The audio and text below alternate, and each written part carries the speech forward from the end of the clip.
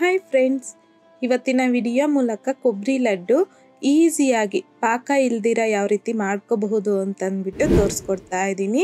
ಈಗ ಮನೆಯಲ್ಲೂ ಅಷ್ಟೇ ಹಬ್ಬ ಸೀಸನ್ ಇರೋದ್ರಿಂದ ಪೂಜೆಗೆ ತೆಂಗಿನಕಾಯಿ ಅನ್ನೋದು ಜಾಸ್ತಿ ಹೊಡೆದಿರ್ತೀರಲ್ವಾ. ಸೊ ಅದೆಲ್ಲನೂ ಹಾಗೆ ಇದ್ಬಿಟ್ಟಿರತ್ತೆ. ಏನಪ್ಪ ಮಾಡ್ಕೊಳ್ಳೋದು ಇದನ್ನೆಲ್ಲ ಅಂತ ಅನ್ನುವಂತಹ ಟೈಮಲ್ಲಿ ನೀವೇನಾದರೂ ಸ್ವೀಟ್ ಇಲ್ಲಾಂತಂದರೆ ಏನಾದರೂ ಚಟ್ನಿ ಆ ರೀತಿ ಎಲ್ಲನೂ ಮಾಡ್ಕೋಬಹುದು. ಈಸಿಯಾಗಿ ಏನಾದರೂ ಮಾಡ್ಕೋಬೇಕು, ರುಚಿಯಾಗಿರಬೇಕು ಅಂತಂದರೆ ನೀವು ಈ ರೀತಿ ಕೊಬ್ಬರಿ ಲಡ್ಡುನ ಒಂದು ಸಲ ಟ್ರೈ ಮಾಡಿ ನೋಡಿ. ಎಷ್ಟು ಈಸಿಯಾಗಿ ಮಾಡ್ಕೊತೀರೋ ಅಷ್ಟು ರುಚಿಯಾಗಿರುತ್ತೆ ಈ ಕೊಬ್ಬರಿ ಲಡ್ಡು ಬಂದು. ಸೊ ಹಾಗಾಗಿ ಬನ್ನಿ, ಇವಾಗ ಲೇಟ್ ಮಾಡ್ದಿರಾ ಈ ಕೊಬ್ಬರಿ ಲಡ್ಡು ಯಾವ ರೀತಿ ಮಾಡೋದು ಅಂತಂದ್ಬಿಟ್ಟು ನೋಡೋಣ. 2 ಮೀಡಿಯಂ ಸೈಜಲ್ಲಿ ಇರುವಂಥದ್ದು ತೆಂಗಿನಕಾಯಿನ ಆಲ್ರೆಡಿ ಈ ರೀತಿ ಸಣ್ಣ ಸಣ್ಣದಾಗಿ ಕಟ್ ಮಾಡಿಟ್ಕೊಂಡಿದ್ದೀನಿ. ನೀವು ಪೂಜೆಗೆಲ್ಲ ಹೊಡೆದಿರ್ತೀರಲ್ವ ತೆಂಗಿನಕಾಯಿ, ಅದನ್ನು ತಗೊಂಡು ಈ ರೀತಿ ಸಣ್ಣ ಸಣ್ಣದಾಗಿ ಕಟ್ ಮಾಡ್ಕೋಬಹುದು, ಇಲ್ಲಾಂತಂದರೆ ತುರಿದು ತಗೋಬಹುದು. ಈ ರೀತಿ ಮಿಕ್ಸಿ ಜಾರಲ್ಗೆ ಹಾಕ್ಕೊತಾ ಇದ್ದೀನಿ. ನಾನು ತಗೊಂಡಿರ್ತಕ್ಕಂಥ ಈ ತೆಂಗಿನಕಾಯಿ ಪೀಸಸ್ ಬಂದು 2 ಟೈಮಲ್ಲಿ ಗ್ರೈಂಡ್ ಮಾಡ್ಕೊತಾ ಇದ್ದೀನಿ. ನೀರು ಹಾಕ್ಕೋಬಾರ್ದು. ಸೊ ಮಧ್ಯದಲ್ಲಿ ಮಿಕ್ಸ್ ಮಾಡ್ಕೊತ ನಾವು ಗ್ರೈಂಡ್ ಮಾಡ್ಕೋಬೇಕಾಗತ್ತೆ. ಈ ರೀತಿ ಸಣ್ಣ ಸಣ್ಣದಾಗಿರಬೇಕು. ಸೊ ಗ್ರೈಂಡ್ ಮಾಡ್ಕೊಂಡಿರ್ತಕ್ಕಂಥ ಈ ತೆಂಗಿನಕಾಯಿ ಪುಡಿನ ಬಂದು ಒಂದು ಬೌಲಲ್ಲಿ ಇಲ್ಲಾಂತಂದರೆ ಗ್ಲಾಸಲ್ಲಿ ಅಳತೆ ಮಾಡ್ಕೋಬೇಕು. ಸೊ ನಾನಿಲ್ಲಿ ಬೌಲ್ ಅಳತೆಯಲ್ಲಿ ತೋರಿಸ್ಕೊಡ್ತಾ ಇದ್ದೀನಿ. 250 ml ಕಪ್ ಬರುತ್ತಲ್ವಾ, ಸೊ ಆ ಕಪ್ಪಲ್ಲಿ ನಾನಿಲ್ಲಿ ಮೆಷರ್ಮೆಂಟ್ ಮಾಡ್ಕೊತಾ ಇದ್ದೀನಿ. ನನಗೆ ಟೋಟಲ್ ಆಗಿ 3 ಕಪ್ ಆಗುವಷ್ಟು ಕೊಬ್ಬರಿ ಪುಡಿ ಅನ್ನೋದು ಬಂದಿದೆ ನಾವು ತಗೊಂಡಿರ್ತಕ್ಕಂಥ ತೆಂಗಿನಕಾಯಿ ಕ್ವಾಂಟಿಟಿಗೆ. ಸೊ ಈಗ ಕಡಾಯಿಗೆ ತಗೊಂಡಿದ್ದೀನಿ. ಈಗ ಸ್ಟವ್ ಮೇಲೆ ಇಟ್ಕೊಂಡು 2 ಟೇಬಲ್ ಸ್ಪೂನ್ ಆಗುವಷ್ಟು ಸಣ್ಣದಾಗಿ ಕಟ್ ಮಾಡ್ಕೊಂಡಿರ್ತಕ್ಕಂಥ ಗೋಡಂಬಿ, 2 ಟೇಬಲ್ ಸ್ಪೂನ್ ಆಗುವಷ್ಟು ಸಣ್ಣದಾಗಿ ಕಟ್ ಮಾಡ್ಕೊಂಡಿರ್ತಕ್ಕಂಥ ಬಾದಾಮಿ, ಹಾಗೆಯೇ ನಾವಿಲ್ಲಿ ತೆಂಗಿನಕಾಯಿನ ಯಾವುದರಲ್ಲಿ ಅಳತೆ ಮಾಡ್ಕೊಂಡಿದ್ದೀರೋ ಸೊ ಅದೇ ಕಪ್ಪಲ್ಲಿ ನಾನು ಇವಾಗ 1 ಕಪ್ ಫುಲ್ಲಾಗಿ ತಗೊಂಡಿದ್ದೀನಿ. ಸೊ ನೀವು ಸ್ವೀಟ್ ನೋಡಿಕೊಂಡು ಅಡ್ಜಸ್ಟ್ ಮಾಡ್ಕೋಬೋದು.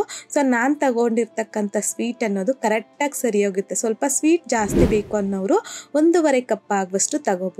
ಈಗ ಈ ರೀತಿ ಮಿಕ್ಸ್ ಮಾಡ್ಕೊತ ಮೀಡಿಯಂ ಫ್ಲೇಮ್ನಲ್ಲಿ ಈ ರೀತಿ ಬೆಲ್ಲ ಪೂರ್ತಿ ಕರಗೋವರೆಗೂ ಚೆನ್ನಾಗಿ ಮಿಕ್ಸ್ ಮಾಡ್ಕೋಬೇಕು. ಬೆಲ್ಲ ಕರಗಿದಾದ ನಂತರ ಈ ರೀತಿ ಸ್ಪ್ಯಾಚುಲರಲ್ಲಿ ಸ್ವಲ್ಪ ಬೆಲ್ಲನ ಸ್ಮ್ಯಾಶ್ ಮಾಡ್ಕೊತ 1-2 3 ನಿಮಿಷ ಚೆನ್ನಾಗಿ ರೋಸ್ಟ್ ಮಾಡ್ಕೋಬೇಕಾಗತ್ತೆ. ಸೊ ಈ ಕೊಬ್ಬರಿ ಪೇಸ್ಟ್ ಬಂದು ಪ್ಯಾನಿಂದ ಸಪ್ರೇಟ್ ಆಗಬೇಕು. ಸೊ ಆ ರೀತಿಯಾಗಿ ನಾವಿಲ್ಲಿ ಈ ಕೊಬ್ಬರಿನ ಚೆನ್ನಾಗಿ ಬೇಯಿಸ್ಕೊಂಡ್ರೆ ಸಾಕು.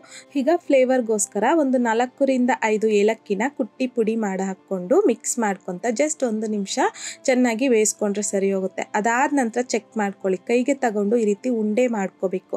ಸೊ ಉಂಡೆ ಕರೆಕ್ಟಾಗಿ ಬರಬೇಕು, ಜೊತೆಗೆ ಸಾಫ್ಟ್ ಆಗಿರಬೇಕು, ಹಾರ್ಡ್ ಆಗಿರಬಾರ್ದು.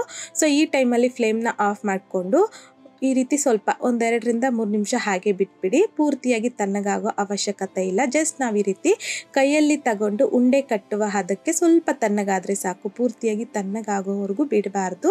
ಸೊ ಈ ರೀತಿಯಾಗಿ ಸ್ವಲ್ಪ ಉಗುರು ಬೆಚ್ಚಗಿರುವಾಗ ಸ್ವಲ್ಪನೇ ತಗೊಂಡು ಉಂಡೆ ಮಾಡ್ಕೋಬೇಕಾಗತ್ತೆ. ಸೊ ನೀವು ಉಂಡೆ ಸೈಜ್ ನೋಡಿಕೊಂಡು ನೀವು ಉಂಡೆ ಮಾಡ್ಕೋಬಹುದು. ಇಷ್ಟೇ ಸೈಜ್ ಮಾಡ್ಕೋಬೇಕಂತೇನಿಲ್ಲ. ನಿಮಗೆ ಯಾವ ಸೈಜ್ಗೆ ಬೇಕೋ ಆ ಸೈಜ್ಗೆ ನೀವು ಇಲ್ಲಿ ಕೊಬ್ಬರಿ ಲಡ್ಡುನ ಮಾಡ್ಕೋಬಹುದು. ಸೊ ನಾನಿಲ್ಲಿ ಸ್ವಲ್ಪ ಚಿಕ್ಕದಲ್ಲಿ ಮಾಡ್ಕೊತಾ ಇದ್ದೀನಿ. ಸೊ ಈ ರೀತಿಯಾಗಿ ಉಂಡೆ ಮಾಡ್ಕೋಬೇಕು. ಉಂಡೆ ಮಾಡ್ಕೊಳ್ಳುವಾಗ ಯಾವುದೇ ತರಹದ ತುಪ್ಪ ಆಗಿರಲಿ, ಎಣ್ಣೆ ಆಗಿರಲಿ, ಬೆಣ್ಣೆ ಆಗಿರಲಿ ಏನು ಬೇಕಾಗಿಲ್ಲ. ಸೊ ನಾವಿಲ್ಲಿ ತೆಂಗಿನಕಾಯಿ ತಗೊಂಡಿರೋದ್ರಿಂದ ಅದರಲ್ಲಿ ಎಣ್ಣೆ ಅಂಶ ಬಿಟ್ಕೊಳ್ಳುತ್ತೆ. ಉಂಡೆ ಮಾಡ್ಕೊಳ್ಳೋವಾಗ ಅದೇ ಕರೆಕ್ಟಾಗಿ ಉಂಡೆಗೆ ಸರಿ ಹೋಗುತ್ತೆ. ಸೊ ಈಗ ನೋಡ್ತಿರ್ಬೋದು ಎಲ್ಲ ಉಂಡೆ ಮಾಡ್ಕೊಂಡಿದ್ದಾಗಿದೆ. ಈಗ ಒಂದು ಓಪನ್ ಮಾಡಿ ತೋರಿಸ್ತಾ ಇದ್ದೀನಿ ನೋಡಿ. ಒಳಗಡೆ ಸಾಫ್ಟಾಗಿ ಜ್ಯೂಸಿಯಾಗಿ ಕೊಬ್ಬರಿ ಲಡ್ಡು ತುಂಬಾ ರುಚಿಯಾಗಿರುತ್ತೆ. ಸೊ ಈ ರೀತಿಯಾಗಿ ನೀವು ಒಂದ್ಸಲ ಕೊಬ್ಬರಿ ಲಡ್ಡುನ ಮಾಡಿಕೊಂಡು 1 ವಾರ ತನಕ ನೀವು ಸ್ಟೋರ್ ಮಾಡ್ಕೋಬಹುದು. ತುಂಬ ರುಚಿಯಾಗಿರುತ್ತೆ. ಮಕ್ಕಳು ಅಷ್ಟೇ ತುಂಬ ಇಷ್ಟಪಟ್ಟು ತಿಂತಾರೆ. ಜೊತೆಗೆ ಆರೋಗ್ಯಕ್ಕೂ ಅಷ್ಟೇ ತುಂಬ ಒಳ್ಳೆಯದಿದು. ಬೆಲ್ಲ ಹಾಕಿ ಕೊಬ್ಬರಿ ಹಾಕಿ ಮಾಡಿರ್ತೀರಲ್ವ, ಸಕ್ಕರೆ ಯೂಸ್ ಮಾಡಿರೋದ್ರಿಲ್ಲ ಈ ಉಂಡೆಗೆ. ಸೊ ನೋಡಿದ್ರಲ್ಲ, ಈ ವಿಧಾನದಲ್ಲೇ ನೀವು ಕೊಬ್ಬರಿ ಲಡ್ಡುನ ಮಾಡಿದಾದ ನಂತರ ನಿಮಗೂ ಸಹ ಯಾವ ರೀತಿ ಬಂತು ಅನ್ನೋದನ್ನು ಮರೀದೆ ನನಗೆ ಕಮೆಂಟ್ ಮೂಲಕ ತಿಳಿಸಿ. ಲೈಕ್ ಮಾಡಿ, ಶೇರ್ ಮಾಡಿ. ಮತ್ತಷ್ಟು ಈಸಿ ಆ್ಯಂಡ್ ಸಿಂಪಲ್ ಕ್ವಿಕ್ ರೆಸಿಪೀಸ್ಗೋಸ್ಕರ ದಯವಿಟ್ಟು ನೀವಿನ್ನೂ ನಮ್ಮ ಮೇಘಶ್ರೀಸ್ ಕಿಚನ್ ಚಾನಲ್ನ ಸಬ್ಸ್ಕ್ರೈಬ್ ಮಾಡಿಲ್ಲ ಅಂತಂದರೆ ಸಬ್ಸ್ಕ್ರೈಬ್ ಮಾಡಿ.